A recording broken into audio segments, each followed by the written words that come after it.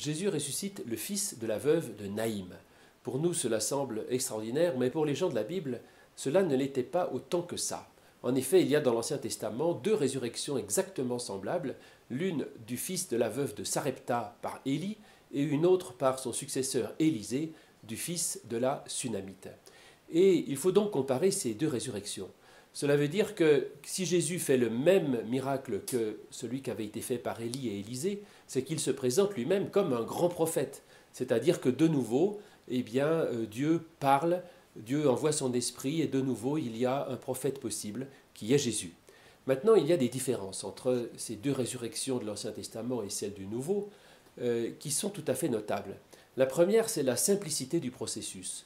Pour Élie comme pour Élisée, la résurrection était extrêmement compliquée, il y avait tout un procédé complexe, et alors que là, Jésus se contente d'un mot, de dire à l'enfant, jeune homme, lève-toi.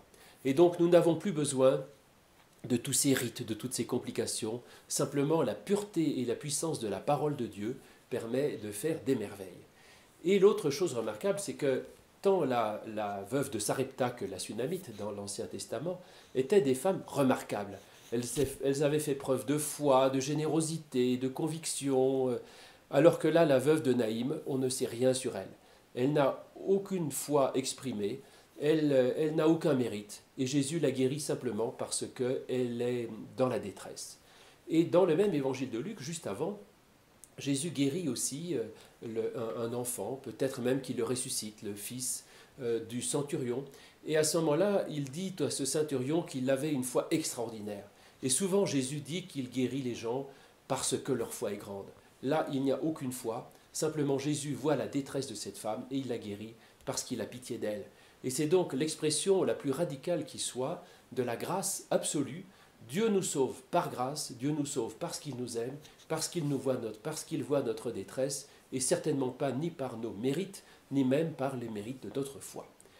Quant au sens de l'affaire, on pourrait dire que, d'un point de vue symbolique, le mariage dans la Bible a toujours été considéré comme l'image de la relation avec Dieu, et donc cette femme qui est dite veuve peut être l'image de quelqu'un qui aurait perdu finalement la foi, c'est-à-dire sa relation à Dieu.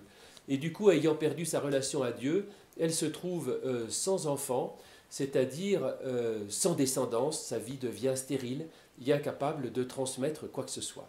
Et Jésus va lui permettre de retrouver de la fécondité dans sa vie, en lui disant ne pleure pas, c'est-à-dire ne te décourage pas, quelle que soit ta situation, tu peux toujours devenir féconde, et ensuite il lui donne une parole, et c'est par la parole, une fois de plus, qu'il va lui permettre de se remettre en marche et de retrouver la fécondité dans sa vie, c'est-à-dire que sa descendance soit vivante.